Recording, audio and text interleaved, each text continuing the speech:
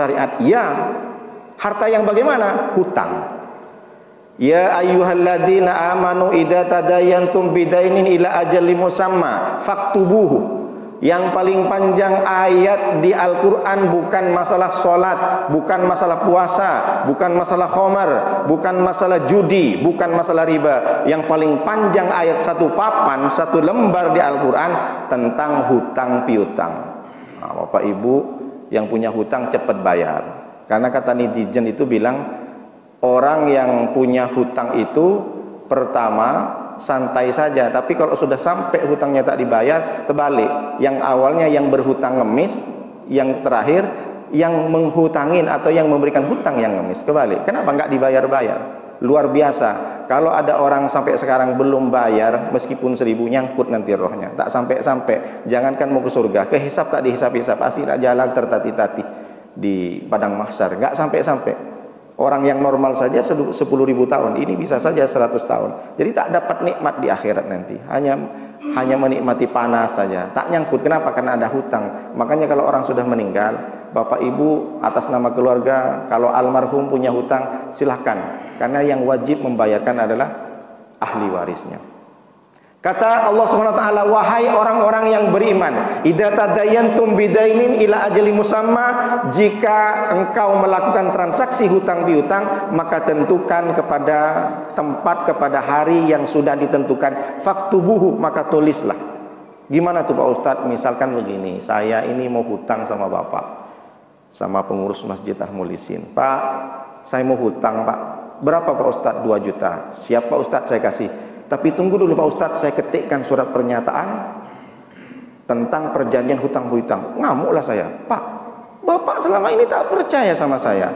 Kenapa bikin surat perjanjian? Oh, ini perintah Allah Pak Ustadz. Pak Ustadz masa tak tahu?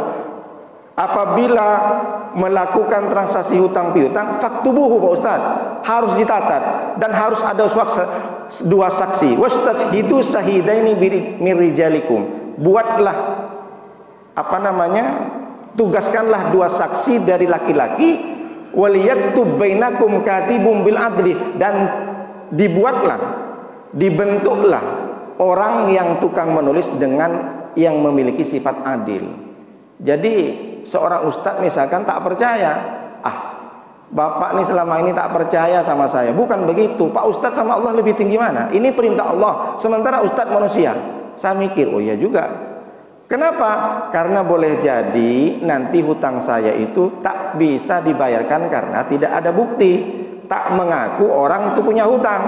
Maka Bapak Ibu mulai sekarang kalau mengikuti perintah Allah, berapapun orang itu berhutang, buatlah surat perjanjian, dibikin. Kalau tak terima jangan kasih hutang, sampaikan aja ini perintah Allah. Kapan Pak Ustadz bayar? Mei. Apalagi Pak Ustadz bayar Mei. Kenapa Mei? Maybe yes, maybe no Pak Ustadz. Nanti tak bayar pula katanya. Oke, siap.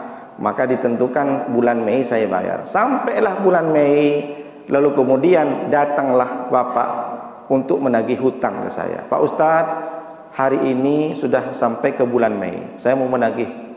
Aduh, mohon maaf Pak, kenapa? Saya belum punya uang, kebetulan kemarin bayar ini, bayar itu. Oh tak apa-apa Pak Ustadz, karena Bapak tak tahu ya, di ayat 280-nya kan ada wa in kana dzu usratin fanadiratun ila maisarah. Kalau orang yang berhutang saat ditagih dia dalam keadaan usrah, dalam keadaan melarat, tak punya uang, fanadiratun ila maisarah, maka hendaknya Bapak ini harus memandang kapan dia bisa bayar. Tunggu sampai lapang Pak. Oh iya. Aduh, itu di mana Pak Ustadz? Di ayat yang 280-nya. Nah, di Al-Baqarah. Lalu kemudian tapi kalau Bapak mau banyak pahala, lanjutkan kalimatnya ini Pak.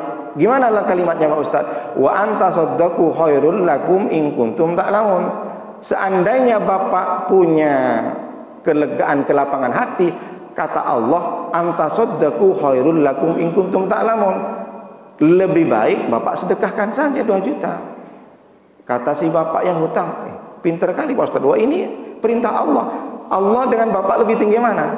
Ternyata ayat ini bukan untuk yang berhutang. Ayat ini untuk yang ngutangin. Nah, ini kadang salah-salah. Dari saking pinternya orang yang hutang, dibacalah seperti itu. Ini perintah Allah, Pak. Wa anta saddaqu khairul lakum in kuntum ta'lamun. Kalau Bapak punya niatan baik, lebih baik sedekahkan Pak 2 juta. Tidak. Ini untuk bagi orang yang menghutangi, yang memberikan hutang. Orang yang berhutang jangan banyak kali peraturannya. Nah, ini apa maknanya? Ketika saya ini sudah tak bisa bayar pada tepat waktunya, ternyata saya dalam keadaan tidak lapang, tak punya duit. Sampai pada masanya ditagih lagi tak punya, tetap seperti itu, bawalah saya ini ke pengadilan. Bawa 2 saksi tadi. Setelah dibawa ke 2 saksi tadi, bahwa seorang yang berhutang ini melanggar janjinya. Jadi bagaimana Pak Hakim?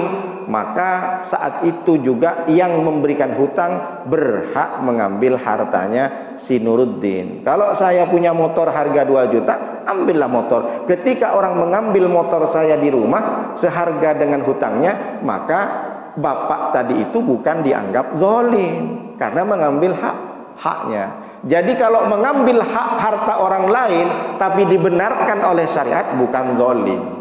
Nah, ini maksudnya kenapa saya sampaikan tentang hutang. Jadi kalau sudah berjanji tepat waktu tak bisa berjanji